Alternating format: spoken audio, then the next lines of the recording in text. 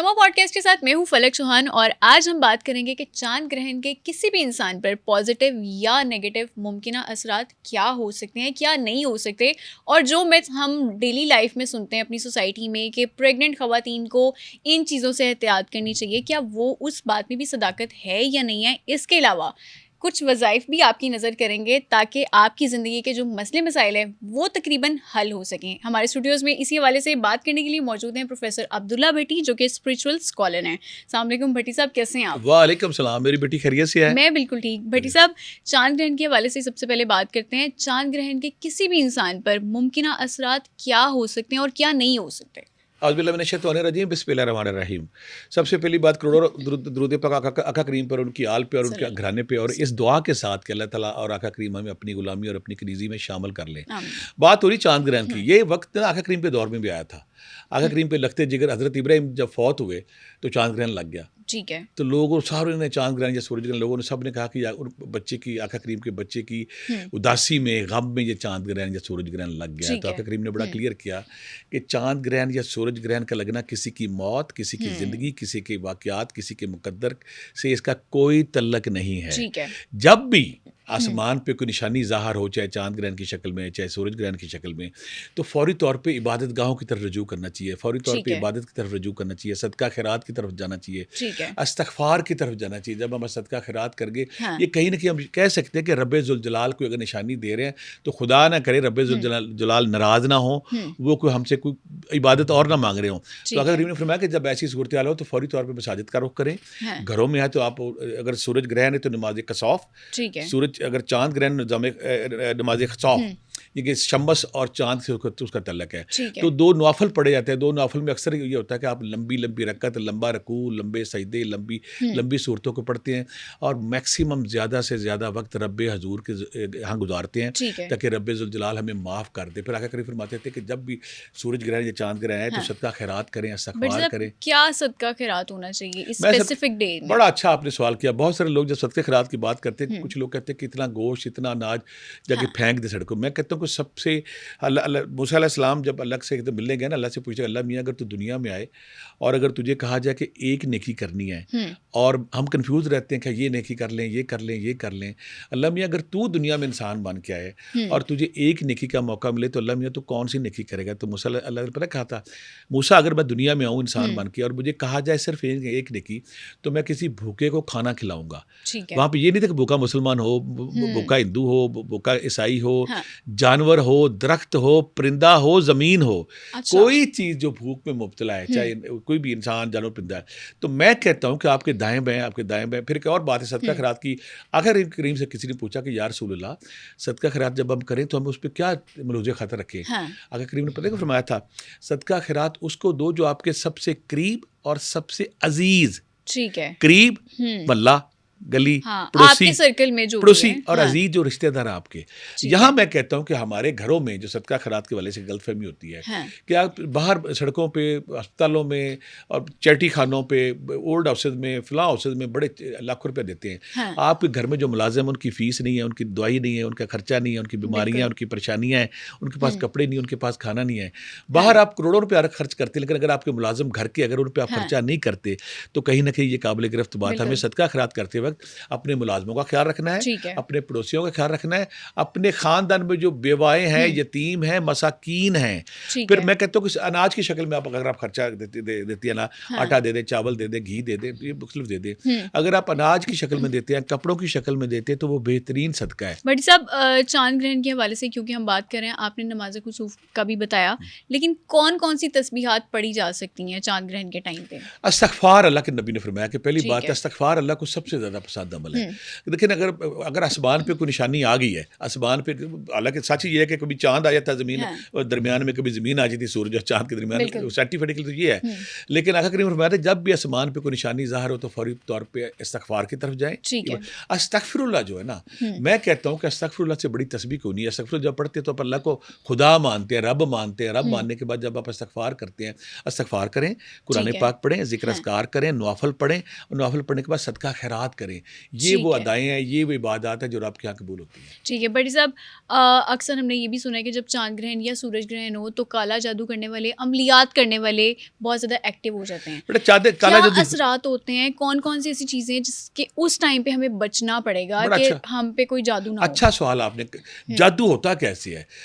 कायनात में 2 एनर्जीज़ हैं, एक हम्म, पॉजिटिव एनर्जी है, एक नेगेटिव एनर्जी है। ठीक है। जब शैतान है, शैतान के चेले जब मज़हबी हमारी जो मज़ाहब है, हमारी इबादत है, हमारा कुरान पाक है, हमारे मुक़द्दस रिश्ते, जब वो इनको पामाल करते हैं तो नेगेटिव एनर्जी एक्टिवेट होती है। ठीक है। जादूगर करते क्या है? शिरकिया माल।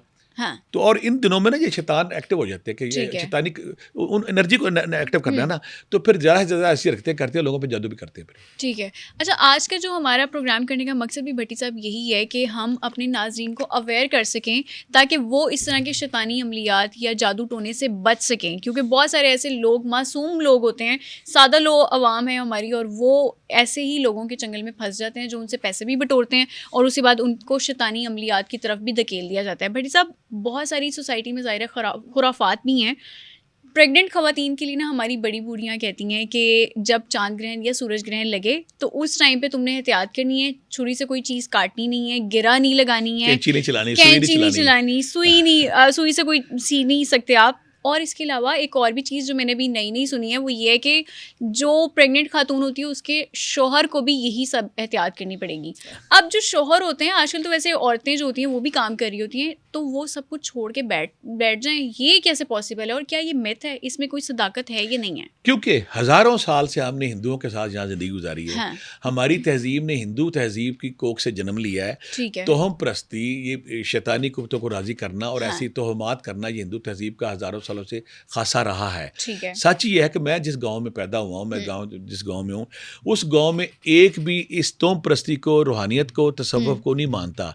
वहाँ बच्चे भी होते हैं, यहाँ पे शादियाँ भी होती हैं, कारोबार भी चलते हैं, सब कुछ। वहाँ ये चीज़ मानते ही नहीं। कब चाँद ग्रहण आया, कब सूरज ग्रहण आया, कब चला गया, कौन सी इबादत, कौन सी कैंची, कौन सी सुई, कौन सी छुरी रखनी है, वो इसको मानते नहीं। इसके आगे जब इसको आगे हम पढ़ते हैं, पूरा यूरोप, पूरा अमेरिका, बिल्कुल। पूरा दुनिया में जो लादीन लोग हैं, कम्युनिस्ट लोग हैं, एथिस्ट लोग हैं, वो सारे इस प्रोसेस को मानते ही नहीं। कौन कब सूरज ग्रहण, अच्छा, कौन वो सी घड़ी, एंजॉय कौन कर रहे सी, होते हैं। वो एंजॉय कर रहे होते हैं, वो अच्छे लगा के एनके लगा के देख रहे हाँ। होते हैं। ये तोहम परस्ती है। इसका इस इंसानी ज़िंदगी से, बच्चे की पैदाइश से, बच्चे की पैदाइश की माजूरी से, स्पेशल बच्चे से, मिर्गी से, ऑटिज़म से, डिसेबल, उसके अज़ा नहीं बनते, इसका कोई तल्लक नहीं। मैं जैसे ठीक कहा है। कि मेरे गांव में लोग मानते ही नहीं, कुछ भी नहीं आज तक हुआ। और यूरोप, अमेरिका, सारा लादीन जो दुनिया में एथिस्ट है वो इसको मानते ही नहीं। और दुनिया में बेशुमार ऐसे लोग हैं जो इन तोहमात क्यों नहीं, वहाँ बच्चे भी हो रहे हैं, शादियाँ भी हो रही हैं। ये किससे बड़ा क्या जुल्म है? आप कह रहे हो कि बीवी ने काम नहीं करना, तो बंदा भी नहीं काम करेगा, घर कैसे चलेगा? बिल्कुल। अगर आप चांद ग्रहण कोई पे काम नहीं करना, सोना नहीं है, बस बैठे रहना है। आपको ये करना कहा क्या है? जाता जब भी कोई ऐसा लम्हा आता है, इस्तग़फ़ार करें, ताकि अगर खुदा नाराज़ है, और खुदा को बड़ा पसंद, अल्लाह ताला कहता है जब कोई माफ़ी मांगने के लिए उठता है ना, चलना शुरू करता है, मैं उसकी तरफ दौड़ना शुरू कर देता हूँ। अगर जब कोई मेरी तरफ दौड़ता है, मैं उसकी तरफ उड़ना शुरू कर देता हूँ। अल्लाह को ये अदा इतनी पसंद है, आप सदका खैरात करें, रब की तरफ रुजू करें, और दूसरी बात है कि फिर इस्तग़फ़ार करें ताकि अल्लाह हमसे राज़ी हो जाए। इसका कोई तल्लक नहीं। ये तोहम परस्ती है, ये बिल्कुल हमारी दकियानुसी है। ये हिंदू कोख से जन्म लेने का एक शाखसाना हमारा, इस हकीकत से कोई तल्लक नहीं। क्योंकि भट्टी साहब, बहुत सारे ऐसे बच्चे होते हैं जिनका ताल्लुक कटा होता है, तो उनके बारे में मुबैना तौर पे ये कहा जाता है कि ये चांद ग्रहण या सूरज ग्रहण की वजह से इसको हुआ है, ये उसका नतीजा है। मेडिकल तो साइंस ये साबित कर चुकी है कि कज़न मैरिजेज अगर बार बार हो, या आप उसमें कज़न मैरिज के बाद बार बार आप उस एक फैमिली में चल रहे हैं, उस पर भी माजूरी आ रही है, तो वो कहीं ना कहीं इसका कोई हिस्सा बन जाता है। कोई बच्चा माजूर हो गया, कोई डिसेबल हो गया, कुछ स्पेशल हो गया। इसका चांद ग्रहण, सूरज ग्रहण से कोई तल्लक नहीं है। ठीक है भट्टी साहब, अब ज़रा हम आते हैं वज़ाइफ की तरफ, क्योंकि बहुत सारे ऐसे लोग हैं जो हमें फीडबैक भी भेज रहे होते हैं, कमेंट्स में भी पूछ रहे होते हैं आपसे कि कौन सा वजीफ़ा हम करें ताकि हमारी जो ज़िंदगी के मसाइल हैं वो हल हो सकें। सबसे पहला मेरा ये सवाल होगा कि अक्सर लोग कहते हैं हमारी दुआएं कबूल नहीं होती, हम कोई भी वजीफ़ा कर लें, हमारी वजीफ़े भी कबूल नहीं होते, हमारी हाजात भी कबूल नहीं होती। ऐसा कौन सा अमल करें, कौन सा वजीफ़ा करें जिसकी वजह से दुआएं पूरी? हमारा सवाल ये है कि वजीफे असर क्यों नहीं करते, दुआएं कबूल क्यों नहीं होती? हम दुआएं कर करके, वजीफे कर करके थक गए हैं। हज़ारों वजीफे कर लिए, असर नहीं कर। इसको बड़ा आसान फार्मूला है।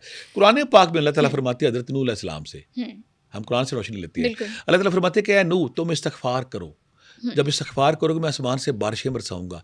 जब बारिशें बरसेंगी तो वहाँ पे तुम्हारे बागात फले फूलेंगे, तुम्हारी फसलें होंगी। जब तुम्हारी फसलें होंगी तो तुम्हारा पैसा आएगा, तुम शादियाँ करोगे।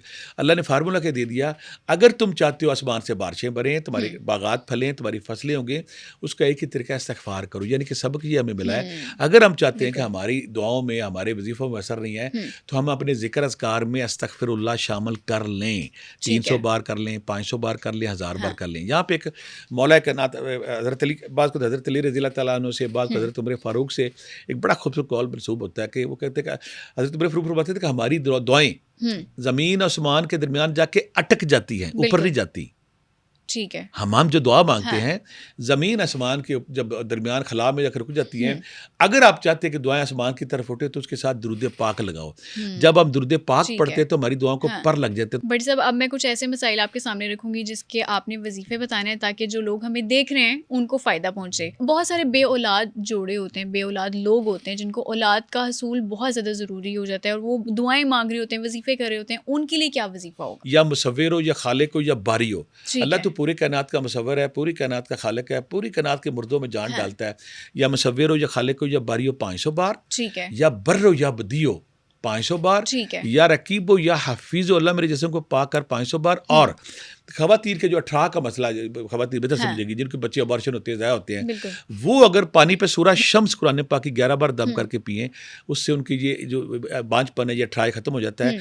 और साथ सूरह मरियम अलैहिस्सलाम एक बार पढ़ के दाएं हाथ पे दम करके पेट पे पिए। जनाब आपने दुआ तो करनी है लेकिन साथ साथ आपने इलाज भी करना है, डॉक्टर से लाजमी रुजू करना है, क्योंकि बहुत सारे अफराद ऐसे भी होते हैं जो डॉक्टर से रुजू नहीं करते और सिर्फ दुआएं कर रहे होते हैं। आपने इलाज भी करना है और साथ दुआ भी करनी है। बट साहब मिसकैरेजेस बहुत सारी औरतों के हो जाते हैं। आपने जैसे 18 की बीमारी का जिक्र किया, जिन लोगों को मिसकैरेजेस का मसला है वो कौन सा वजीफा? अभी बताता हूँ। जिन बच्चियों को बार बार मिसकैरेज होता है, इसका मतलब कि उनके यूट्रस वीक है, इस प्रोसेस को चला नहीं रही। जैसे अल्लाह का तौलीदी सिस्टम शुरू होता है, तख्लीकी सिस्टम शुरू होता है, तो बच्चियां का जिस्म वीक होता है, वो कमजोर होकर गिर जाता है। अब 2-3 काम यहाँ करने हैं।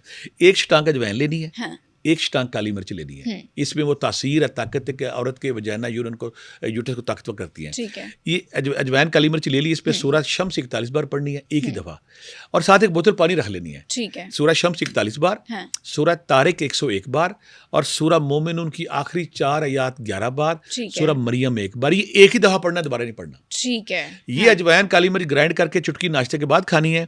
पानी सुबह शाम पीते रहना है, इसमें पानी मिक्स करते रहना है। और जो पहले मैंने तस्बीहां बताई हैं, या मुसव्विर हो, या खालिक हो, या बारी हो, या रकीब हो, या हाफिज़ हो, या बर्र हो, या बदी हो, पढ़ेंगी तो मिसकैरेज नहीं होगा दोबारा, इंशाल्लाह हेल्दी बच्चा होगा। बट साहब नाफरमान औलादें जिनके माँ बाप बहुत ज्यादा परेशान हैं, उनके लिए फिर कौन सा वजीफा होगा? हर घर में बच्चा नाफरमान हो गया, बच्चा झगड़ालू हो गया, बच्चा गसीला हो गया, बच्चा नशई हो गया, बच्चा बदतमीज हो गया, बच्चा पढ़ाई नहीं करता, बच्चा आवारागर्दी करता, पढ़ाई के अलावा सारे काम करता, सिर्फ ये काम नहीं करता। पढ़ाई क्या है तो उसको किस्म की मौत पड़ जाती है।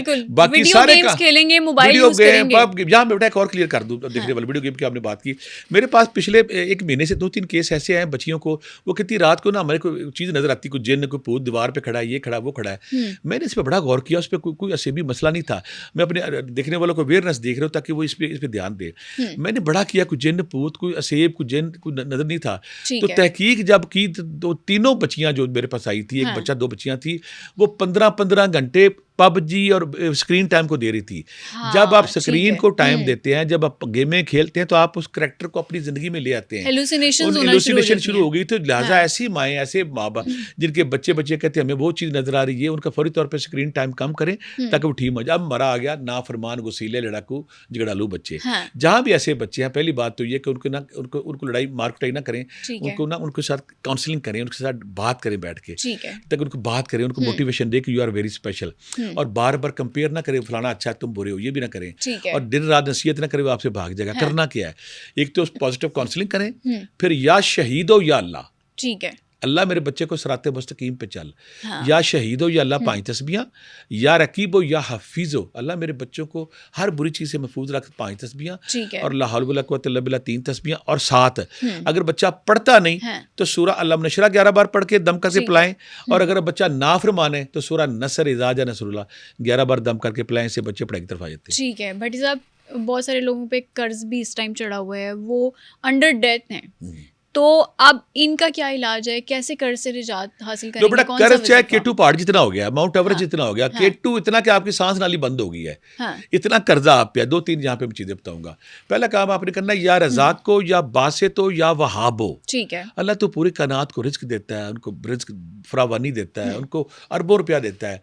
या रज़ाक को या बासित हो या वहाब हो 5 तस्बीहां, ठीक है। या गनी हो या मुगनी हो 5 तस्बीहां। अब हाँ। यहाँ पे मैं वो वर्द करूंगा, पाकिस्तान का शायद यहाँ पे समा टीवी से मैंने वो बताया था, हम्म। शायद कोई घर हो जहाँ पे ये ना पढ़ा जा रहा हो, 28वां पारा सूरह तलाक, ठीक है। जिसमें अल्लाह ताला कहता है वमन यत्तकिल्लाह से शुरू होगी, शयन कदरा पे वो आयत खत्म होगी। अल्लाह ताला पता क्या फरमाते हैं, हाँ। जो मेरे पे तवक्कल करेगा मैं उसको हर किस्म बेशक। की तंगी से निकाल के बेशुमार रिस्क वहां से दूंगा जहां से तुम्हें गुमान भी ना हो। बेशक।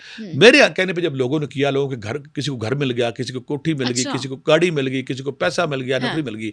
करना क्या है, ये जो आयत है ना 28वां पारा सूरह तलाक की दूसरी और तीसरी आयत, हर वमन यत्तकिल्लाह से शुरू होगी और शयन कदरा पे खत्म होगी। 2 ठीक है। लाइनें हैं, दूसरी और तीसरी।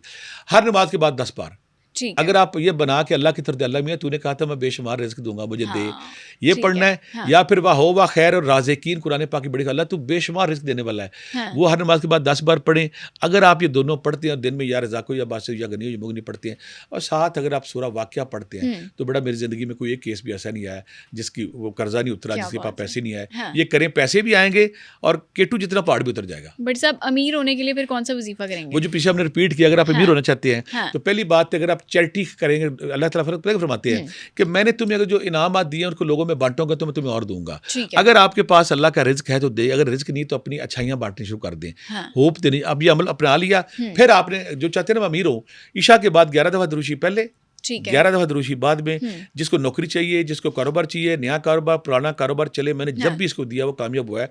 11 दफ़ा दुरूद पाक पहले, 11 दफ़ा दुरूद पाक बाद में। ठीक है। बिस्मिल्लाहिर्रहमानिर्रहीम। रिज़्क का ख्याल करके 25 मिनट लगते हैं, आपने 25 मिनट पढ़ना है। रिज़्क का या नौकरी का ख्याल करके 41 दिन पूरे करने ठीक है। हैं। 99% 41 दिन से पहले हो जाता है। साथ जो मैंने कहा कि सूरह तलाक की दूसरी और तीसरी आयत है, हर नमाज के बाद 10 बार, हिम्मत है तो फिर करें 110 बार ईशा के बाद, ठीक या है। 313 बार, या 1000 बार। जिसने भी किया अल्लाह ने उसको रिज़्क दिया, पैसे दिया, अमीरपति हो गया। ठीक है जनाब, वजीफे तो आपने करने हैं लेकिन साथ साथ आपने मेहनत भी करनी है, चाहे कारोबार है चाहे नौकरी है।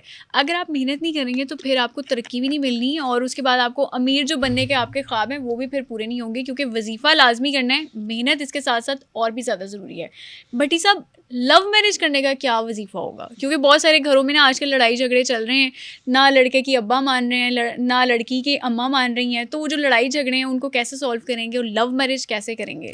लव मैरिज इस्लाम ने इजाज़त दी है। हाँ। और लेकिन मैंने जो अपनी, मेरे पास पिछले 30 साल का डाटा है, जिन पे बच्चों ने अपने माँ बाप वालिदैन की मर्जी से शादी की, उसमें बरकत है। उसकी वजह क्या है? बच्चा बेहतर जानता मेरी बेटी, मेरे बेटे का मिजाज क्या है, ठीक है। ये कैसे लड़का को पसंद करेगी, हाँ। ये कैसी लड़की को पसंद करेगा।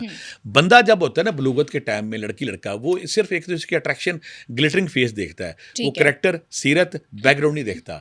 एक बात। दूसरा, लव मैरिज आप करें, इसमें कोई शक नहीं, करना आपने क्या है, आपने जब ऐसा वजीफा करना कि वो रिश्ते वाले मान जाए, लड़की वाले या लड़के वाले रिश्ता चल के आपके घर आ जाए। आप चाहते हैं कि मुझे फलां बंदे से प्यार हो गया है और वो चल के मेरे घर आए, उसके लिए आपने करना कि आपने या लतीफ़ो या हलीमो, ठीक है, 500 बार। हाँ। या लतीफ़ो या हलीमो 500 बार। सूरत ताहा की आयत है 39 या 36 है, मैं बोल देता हूँ। वल कह तो अलैका मोहब्बत मिन्नी वल तुसना अला ऐनी, और हमने उनके दिल पर अपनी मोहब्बत डाल दी। वल कह तो अलैका मोहब्बत मिन्नी वल तुसना अला ऐनी, ये सूरत ताहा की आयत है। ये आपने अगर रोजाना 111 बार ईशा के बाद पढ़ते हैं। फिर एक और तरीका बताता हूँ, यहाँ पे आपने सूरह यासीन खोल ली, उसमें 7 जगहों पे लफ्ज़ मबीन आएगा।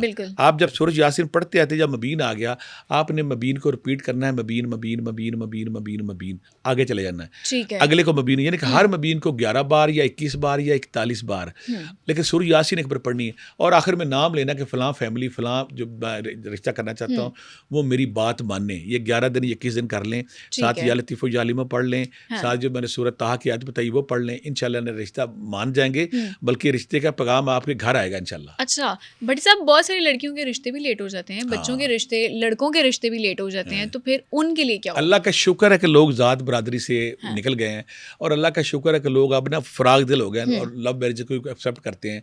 बल्कि मुझे कुछ अच्छी माएँ और पेरेंट्स मिले, वो कहते हैं जब हमारा बच्चा अब यूनिवर्सिटी, हम कहते हैं देख लो कोई पसंद आया तो कर लो वहाँ पे। लिहाजा अगर वो बच्चियाँ जिनकी किसी वजह से शादी नहीं हुई या शादी होकर टूट गई, खुदा न करे मियाँ फौत हो गया फिर टूट गई, शादी से रेलेवेंट कोई भी रुकावट आ गई है, तो ये प्रोसेस आपने करना है। ठीक है। इंशाल्लाह 1.5 महीने के अंदर अल्लाह ताला वो रुकावट दूर करेगा, चीज़ ठीक हो जाएगी। ठीक 2-3 है। काम करने हैं। पहला काम ये करना है कि एक बोतल पानी लेनी है, हम्म, अर्के गुलाब लेना है, इस पे सूरह तारक 111 बार, ठीक है। सूरह शम्स 41 बार, हम्म, सूरह मोमिनून की आखिरी 4 या 11 बार, ठीक है। सूरह यूनुस की आयत नंबर 81, 84, 85, 86 ठीक है। 11 बार, और सूरत ताहा 1 बार। ये एक ही दफ़ा पढ़ना है, ठीक है। दोबारा नहीं पढ़ना, लोग परेशान ना हो जाए। इस पानी को 41 दिन, 1.5 महीना पीना है, इसमें पानी मिक्स करते रहना है, सुबह है। शाम पीना और हाँ। डालते रहना है। अर्के गुलाब से 3 डिफरेंट दिनों में नहाना है, ठीक है। चाहे लड़की है चाहे लड़का है।